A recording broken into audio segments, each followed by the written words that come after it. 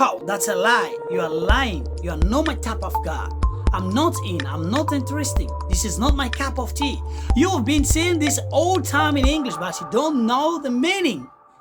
How? Bonjour à toi et bienvenue dans cette série de cours avec Coach Ozana. J'espère que vous allez bien.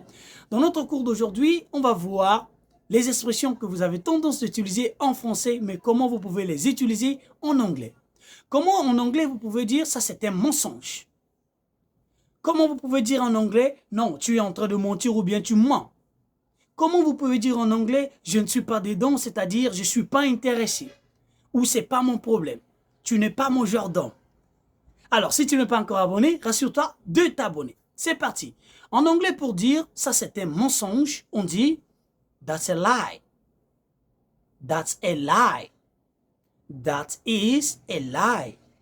Vous pouvez toutefois employer le nom de la personne en disant, par exemple, si c'est John qui est en train de mentir et que vous voulez dire à John, John, ça c'est un mensonge, vous allez dire, John, that's a lie.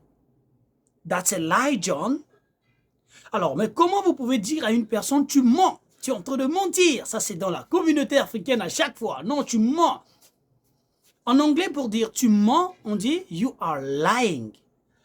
You are lying. Pour dire elle ment, on va dire she is lying. She is lying. Alors, pour dire je ne mens pas, on va dire I am not lying. I am not lying. Si la personne ne ment pas, c'est-à-dire il dit la vérité. Alors, pour dire en anglais, je dis la vérité, on dit I am telling the truth. I am telling the truth. Alors, comment en anglais vous pouvez dire tu n'es pas mon genre d'homme? En anglais, vous allez dire you are not my type of guy.